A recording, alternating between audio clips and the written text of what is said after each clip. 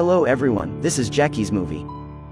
In this issue, let's watch an American crime mystery film. Across the hall, Terry proposed to his girlfriend Mary after dating her for a while. Mary readily agreed to make Terry happy. Although it was late at night, he couldn't help but share this joy with his best friend Julian. But the good times didn't last long. Terry suspected that Mary had another lover. That night he followed Mary and watched her walk into a hotel. After a painful struggle, he also came to this hotel with a bottle of wine. This was an old-fashioned hotel with outdated facilities and few customers. Terry knew from the registration book that Mary lived in number 507 on the grounds of housing. Although Mary used a fake name, he recognized the handwriting at a glance. The porter was experienced and he had seen such things like this many times before. After seeing the young man in front of the printing hall turn green, he guessed what was going on. He was afraid that Terry might get into trouble and said that if Terry wanted to enter room 507, he needed to call the room and let that one know. Terry stopped the porter because he didn't mean to break in. He wanted someone to live in room 508, opposite 507. The porter didn't know what Terry would do next, so he lied that room 508 was already living. Terry looked at the porter and saw that the key of 508 was still hanging on the shelf. The scene suddenly became a little awkward. After Terry came over with a roll of tickets, the porter was also half willing and half unwilling. After living in room 508, Terry drank boring wine and felt very sad. Then he told Julian that Mary had a lover outside. Julian was taking a comfortable bath. He thought that was just Terry's suspicion, because Terry had doubts like this before, but Terry said he was sure this time, because Mary said she was going on a business trip today, but he followed her to the hotel. Julian let out a sigh of relief, as if not knowing how to comfort. Terry continued. He went to Julian's house to make a call, but no one answered. He found the key to the house from under the flower pot in front of Julian's house. Then he took Julian's pistol.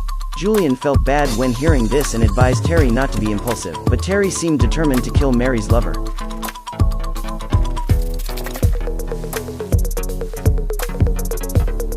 When Julian knew that Terry had moved into room 508, he got up from the bathtub and got dressed. He asked Terry to stay in the room, not moving, and wait for him to go there. However, Terry would never have imagined that the person who had an affair with Mary at this time was his good brother Julian.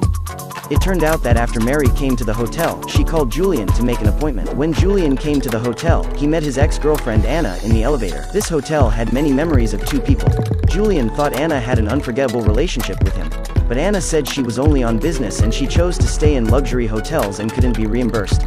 When Anna got off the elevator, Julian noticed the key card and knew she lived in room 304. When Julian came to the hotel, Terry just went to his place to steal a gun, so Terry didn't know who Mary was having an affair with. Julian woke Mary up and even shouted it was bad. Mary was a little flustered and wanted to call Terry to talk. Julian immediately grabbed the phone to stop her. Terry now had a gun in his hand. If he knew that his best friend and his beloved girlfriend betrayed him, he was afraid they would die on the spot.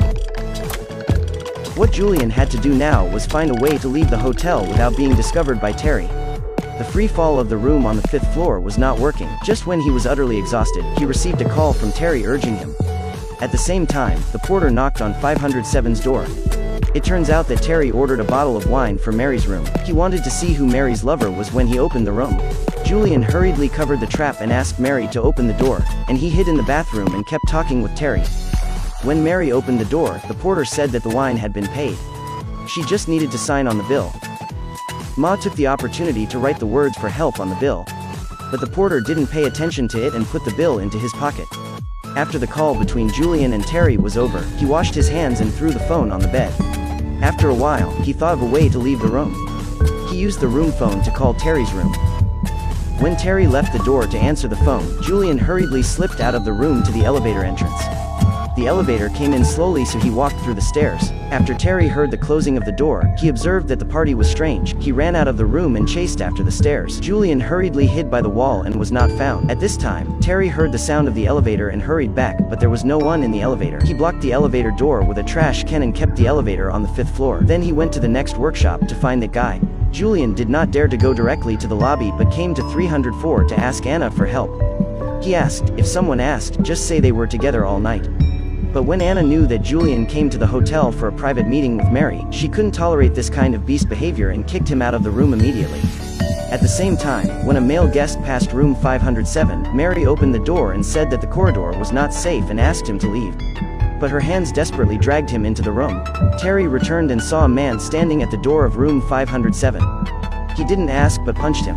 Mary was terrified and just wanted to find a scapegoat, but she didn't expect Terry to hit so hard. She wanted to explain that it was not like this, but Terry only believed what he saw with his eyes.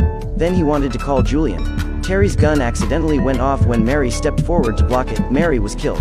After Julian left the hotel and went into the car, he found out that he had taken Marie's cell phone by mistake. So he went to the 5th floor and knocked on the door of 508 pretending to have just arrived at the hotel. At this moment, Terry suddenly came out from behind and pulled him into 507. Julian saw a strange man tied up in the room, and Mary fell in a pool of blood. Anna seemed to hear the gunshots, and she went upstairs and knocked on room 507's door. Terry asked Julian to open the door while he hid in the bathroom. Julian sent Anna away in a few words, but Anna saw blood on his hands when she left. Julian blamed Terry for acting too impulsively. Now it was impossible to end it. Terry also regretted killing Mary by mistake, but the best way so far was to blame this lover for Mary's death. Anna, who returned to the room for a while, thought about it and called the police.